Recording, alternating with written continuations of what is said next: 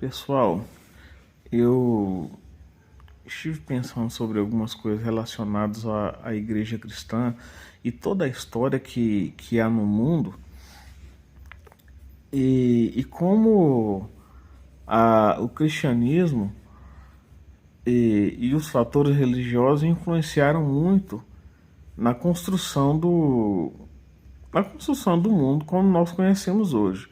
Então, por essa razão, eu resolvi gravar em 7 dias um pouco de questões gerais relacionadas à história da igreja cristã. A primeira história que eu quero trazer aqui, trechinho, eu vou gravar, vou falar sobre alguns livros, eu vou falar sobre algum personagem que talvez vocês não conheçam. E a primeira coisa que eu quero falar aqui é sobre um bispo, na verdade um arcebispo, que foi arcebispo da Cantuária entre 1093 e 1107, se eu não estou enganado, isso mesmo, 1093 e 1107. Se eu estiver errado, me corrijam aí nos comentários.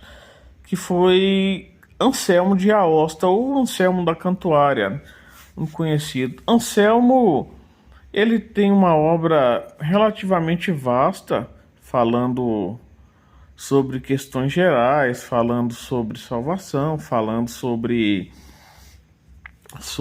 a grandeza de Deus na vida do homem. E uma coisa que um dos livros mais conhecidos de Anselmo, na verdade, é um compêndio de cartas enviadas a um fiel que estava em dúvida sobre a veracidade e a verdade sobre a existência de Deus, se chama Por que Deus se fez homem. Nessas cartas fica muito evidente o profundo conhecimento de Anselmo sobre as questões do Novo Testamento. E fica bastante evidenciado também algo que acontecia muito com ele, que era uma briga que Anselmo tinha com outros líderes, outros bispos de outras regiões, né? Anselmo, ele teve várias brigas porque a igreja estava, como a gente já sabe, toda a história, a igreja estava desviando-se do seu fundamento principal.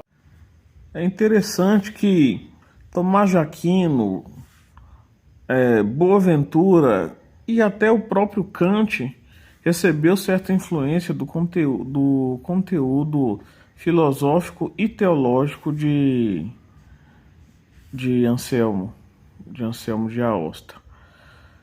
E para saber um pouco mais dessa história de Anselmo de Aosta, é interessante beber dessas fontes que vieram logo após ele, porque não há uma biografia detalhada, clara sobre Anselmo de Aosta, apenas histórias soltas, né? E questões de história geral do período da igreja.